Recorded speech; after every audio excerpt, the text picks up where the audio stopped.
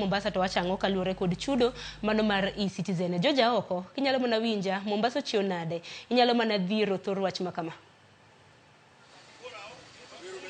Ero kamana ahinya awinji maber kowuok e kaunti ma Mombasa kuma kawuono bende antiere gi moko kuom jodak kae magin be adwani gigo e dhogi piny matin kaluwore gi wach chudo mar pesa kata school fees e yor mbui kata lony manyasani midendo ni e-citizen. Adwana wuo mana gi moko kuom gi kae winja ni to wachni gin gi rwake to ka gineno ka ober kata orach to midhiero mane ma samoro nyalo bedo godo. Awuowa kodgi kae. Chekna cheka gi nyingi baba, in nyingi ng'a? To akia ni pachi en mane kaluwore gi okang' masani piny owacho oketo mar dwaro ni jonyuol ochul school fees mag nyithindo e yor lony midendo ni e-citizen. Kachako gi nyinga, an ng'ani Daniel Adiema Peter, an jadak mar Mombasa.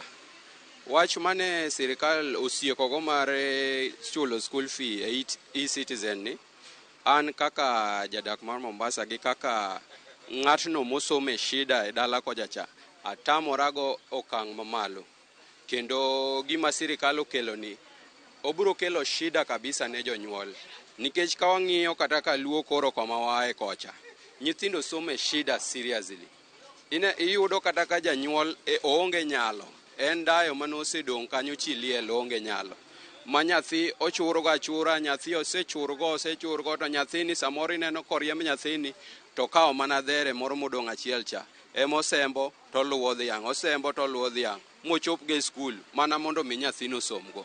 To koro gik ma koro sirikal ochako osiekogo mar e-citizen ni, ma jonyuol ma onge nyalo dala kuyocho, gidhi timo nang'o? To jonyuol to puonjo nyithinde shida. E-citizen gin gik moko mane sekta mane oseketi mar renewal of driving license gini. To gi birth certificate gi gik moko machalo kaka IDs gi. Mage manonego dong' e ninigi. Ok ni gichak gikaw gigie, gichak giriwo gi somo kata gi chulo school fee. Internet dala kujocho en gik matheko serious. Magi gik midwa ni e-citizen gik mitero, itero gik moko e cash. Jonyuol mathagore kujocho gibiro timo nang'o? Adagi kendo adagi okang' mamalo. Kendo sirikal ni onego mai kaka ne gibiro gi wach mar CBC ni, gichanganya go jonyuol seriously kendo gichanganya go nyithindo, gichako en gilu proper channel.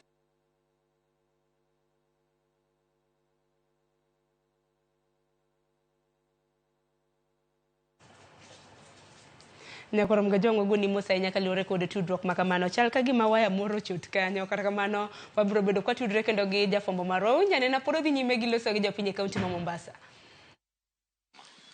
An paro makamae piny owacho ni apani nitie agenda moro ma gin ge wachni. Nikech kata king'iyo issue mar tackle of corruption ogikaw giketo kipaumbele.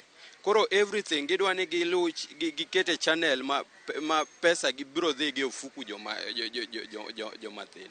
Magi issue mag corruption be biro donji kuonde machalo kamagi. Ero kamana nyachaka yunene janyuol machielo kaendi, chaka gi nyingi jatelo to nyisane ni to okang' masani piny owacho okawo mar dwaro ni jonyuol ochul school fees ne nyithindgi e yor lony manyasani mar mbui midendo ni e-citizen. In iwuon paro makamae ikawo nade? An iluonga ni John Ndele. Nyo wayudo wach mowuok manyien ni school fees idwa chul gi e-citizen system. To waneno ka gima nitie agenda moro ma sirikal nigo ma wan kaka jonyuol to gi joma nyithindgi nie sikunde waneno ka nitie gimoro ma joge dwa timo. Nitie corruption moro ma dwa donjo ka ma nyaka jo Kenya tang'ne. Nitie pesni ka mibiro ng'ado ga mag e-citizen gi, nitie ng'ato dwa kawo gi, waseneno gino gi mabor. To rieko ma gibiro go ni ok onego bed kamano. Nikech sikul te kata kuom jomosomo te iyudo ni dhano somo gi chandruok. Jomoko somo gi tero alot e sikul, jomoko gitero oganda, jomoko tero oduma, jomoko tero yien.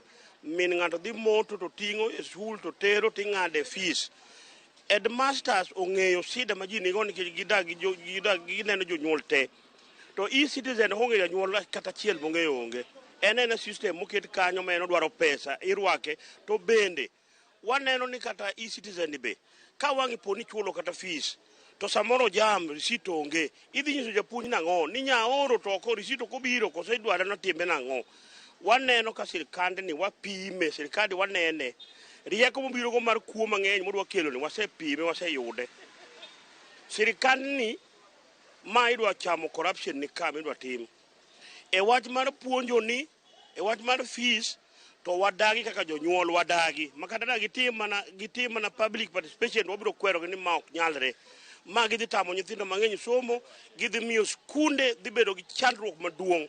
Nyithindo biro ndriyo kecho odiochieng' achiel ne chumbi ka onge sikul to nyithindo wang'o sikul.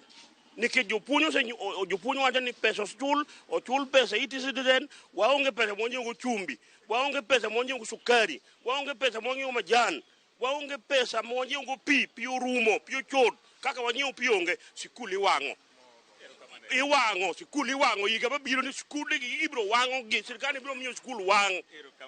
Erokamano, ayude pa jadak machielo. Chaka gi nyingi tinyisa ni itopa chien mane kaluwore gi okang' mar dwaro ni jonyuol ochul pesa through e-citizen. An gi mara gi nyinga an Kilio Nairo. Paro ma sirikal obiro goni, sirikal ema timo nonro mayudi. Wan kata magikelo mar e-citizen no, wan be warwake.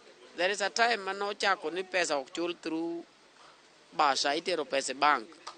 Mano bene ji opingo to bene gichulo odhi adhiya. Koro gine mang'e ka gibiro channel ma pesa mokalo e-citizen nitie mibiro gol ma biro dhi konyo sikul. Kech mari kono wani kata na lanje ni.